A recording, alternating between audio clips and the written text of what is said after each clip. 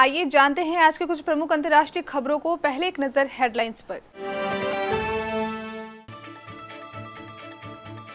घाटों पर उमड़ी भीड़, सूप में फल ठेकुआ सजाकर श्रद्धालुओं ने डूबते सूर्य को अर्घ्य दिया। नगरोटा एनकाउंटर पर बोले पीएम मोदी, तबाही मचाना चाहते थे आतंकी, सुरक्षा बलों की बहादुरी पड़ी भारी। मेवालाल चौधरी के शपथ ग्रहण में अमित शाह के शामिल होने पर अब उठे सवाल। डॉक्टरों की सलाह पर सोनिया गांधी ने कुछ दिनों के लिए छोड़ी दिल्ली, बेटे राहुल गांधी के साथ पहुंची गोवा। अशोक गहलोत बोले, प्यार में जिहाद की कोई जगह नहीं, देश को बांटने के लिए बीजेपी ने गढ़ा लव जिहाद का शब्द। पाकिस्तान में 2016 के विमान हादसे में पीआईए के 3 इंजीनियर जिम्मेदार, 47 लोगों की गई थी जान। महाराष्ट्र सरकार ले सकती है बड़ा फैसला, दिल्ली और मुंबई के बीच बंद हो सकती है ट्रेन और हवाई सेवा। भारत में वापस आ रहा पबजी मोबाइल गेम, मिले ताबड़तोड़ प्री रजिस्ट्रेशन। रणवीर सिंह के ऐड पर भड़के सुशांत के फैंस, ट्विटर पर जमकर सुनाई खरी खोटी। आज से फुटबॉल सीजन का आगाज, गोवा में बंद दरवाजे के पीछे होंगे मैच।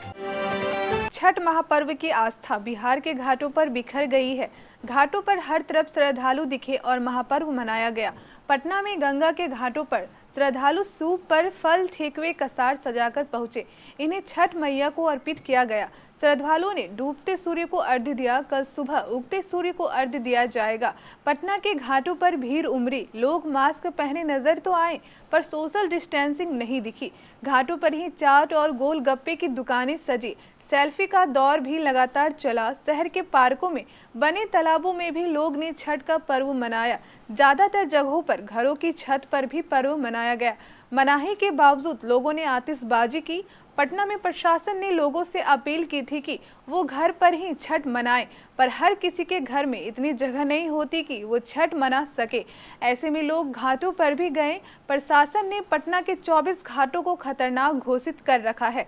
ऐसे में श्रद्धालुओं को घाट पर गाड़ी ले जाने की इजाजत नहीं दी गई। कई घाटों पर श्रद्धालुओं को 2-2 किलोमीटर दूर पैदल चलना पड़ा। गाड़ियों की पार्किंग जाम की परेशानियां भी देखने को मिली। जम्मू कश्मीर के नगरोटा में गुरुवार को हुई आतंकी मुठभेड़ के पिछले मुंबई जैसे आतंकी हमले की साजिश का पर्दाफाश हुआ है। सुरक्षा एजेंसियों की जांच में पता चला है कि मारे गए आतंकवादियों को मुंबई हमले की बरसी पर वैसे ही बड़े हमले को अंजाम देने के लिए भेजा गया था। इस संबंध में शुक्रवार को प्रधानमंत्री की अध्यक्षता में एक उच्च स्तरीय बैठक भी हुई है। बैठक में गृह मंत्री अमित शाह और राष्ट्रीय सुरक्षा सलाहकार अजीत डोभाल भी शामिल थे। वहीं बैठक के बाद पीएम मोदी द्वारा ट्वीट करते हुए पाकिस्तान पर हमला किया गया। भाकपा राष्ट्रीय सचिव अतुल कुमार अंजान ने कहा है कि मेवालाल चौधरी के भ्रष्टाचार की जानकारी सारे देश को थी। मेवालाल के शपथ ग्रहण समारोह में सब कुछ जानते हुए भी देश के गृह मंत्री अमित शाह शामिल हुए। उन्होंने कहा है कि केंद्रीय गृह मंत्री की उपस्थिति में मेवालाल चौधरी ने शपथ ली और प्रधानमंत्री नरेंद्र मोदी ने दिल्ली में उस तथाकथित विजय और मंत्रिमंडल के गठन को अपनी सहमति दी। भाजपा जदयू गठबंधन बिहार में सबसे बड़ा गठबंधन है। उनके नेता को नैतिक जिम्मेदारी भी लेनी चाहिए और उसे बिहार और देश से माफी मांगनी चाहिए। कांग्रेस पार्टी की अंतरिम अध्यक्ष सोनिया गांधी अपने बेटे राहुल गांधी के साथ गोवा पहुंच चुकी है। आपको बता दें कि डॉक्टरों ने उन्हें दिल्ली में बढ़ते प्रदूषण के चलते दिल्ली से दूर रहने की सलाह दी थी। सोनिया गांधी काफी समय से सीने से संबंधित बीमारी से परेशान है। अब दिल्ली में प्रदूषण खतरनाक स्थिति में पहुंच गया है। ऐसे में डॉक्टरों ने उन्हें दिल्ली की प्रदूषित हवा से दूर रहने की सलाह दी थी। इसी सलाह के अनुसार अब वह कुछ दिनों के लिए गोवा में रहेगी। उनके साथ उनके बेटे राहुल गांधी भी गोवा गए हैं। इन दिनों में देश में लव जिहाद का मुद्दा काफी गरमाया हुआ है। कई राज्य लव जिहाद को लेकर सख्त कानून लाने की तैयारी में है। इन राज्यों में मध्य प्रदेश, हरियाणा और उत्तर प्रदेश शामिल हैं। इस बीच राजस्थान के मुख्यमंत्री अशोक गहलोत ने लव जिहाद को लेकर शुक्रवार को बीजेपी पर निशाना साधा। उन्होंने कहा है कि लव जिहाद शब्द बीजेपी की ओर से गढ़ा गया है ताकि देश को बांटा जा सके और सांप्रदायिक सद्भाव को नुकसान पहुंचाया जा सके। पाकिस्तान इंटरनेशनल एयरलाइंस का एक विमान 2016 में दुर्घटनाग्रस्त हो गया था, जिसमें विमान में सवार सभी 47 लोगों की जान चली गई थी। 4 साल बाद आई जांच रिपोर्ट से यह पता चला है कि इस दुर्घटना के लिए विमान कंपनी के इंजीनियर ही जिम्मेदार थे। जांच रिपोर्ट बृहस्पतिवार को सिंध उच्च न्यायालय में सौंप दी गई है। माना जा रहा है कि अगली सुनवाई में कोर्ट इस पर कोई बड़ा फैसला सुना सकता है। पाकिस्तान अखबार डॉन न्यूज़ के अनुसार विमान दुर्घटना एवं जांच बोर्ड ने हादसे की जांच पूरी कर ली और बताया कि विमान में 3 तकनीकी विसंगतियां थी और उसके लिए विमान कंपनी के इंजीनियर ही जिम्मेदार थे।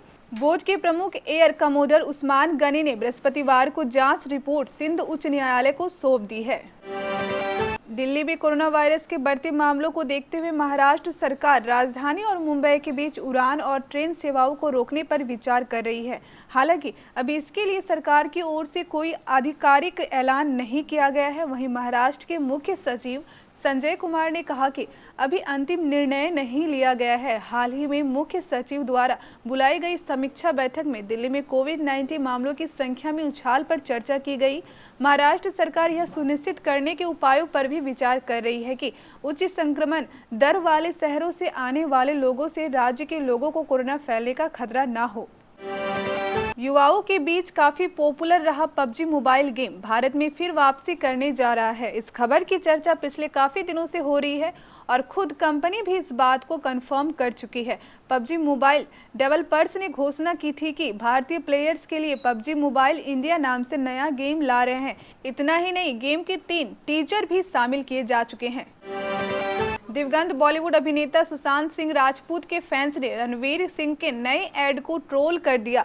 रणवीर का ये ऐड बिंगो मैड एंगल्स के लिए था, जिस पर आरोप लगा है कि इसमें सुशांत का मजाक बनाने की कोशिश की गई है। ऐड में रणवीर सिंह से उनके रिश्तेदार बार बार उनके फ्यूचर प्लान्स को लेकर सवाल पूछते नजर आ रहे हैं। मैड एंगल्स खाने के बाद रणवीर बहुत सारी भारी भरकम साइंटिफिक टर्म्स बोलकर अपने रिश्तेदारों के होश उड़ा देते हैं। अब सुशांत के फैंस का आरोप है कि सुशांत इकलौते अभिनेता थे जिनके विज्ञान को लेकर इतनी ज्यादा रुचि और रुझान था। एक यूजर ने लिखा, मित्र मंडल में एलियंस की फीलिंग्स मैच करनी है, इन वाक्यों से तुम्हारा क्या मतलब है। इंडियन सुपर लीग का 7वां चरण आज से शुरू हो रहा है। गोवा के बॉम्बेली में दर्शकों के बिना उद्घाटन मैच में एटीके मोहन बागान और केरला ब्लास्टर्स की टीमें आमने सामने होगी। टूर्नामेंट में कुल 11 टीमें जोर आजमाइश करेगी। कुबे विकुना ने पिछले सत्र में मोहन बागान की कोचिंग करते हुए उसे आई लीग खिताब दिलाया था और अब वह केरला ब्लास्टर्स टीम के कोच हैं। एटीके मोहन बागान के मुख्य कोच एंटोनियो लोपेज हबास ने उन्हें चेताते हुए कहा कि इंडियन सुपर लीग बिल्कुल अलग तरह का टूर्नामेंट है।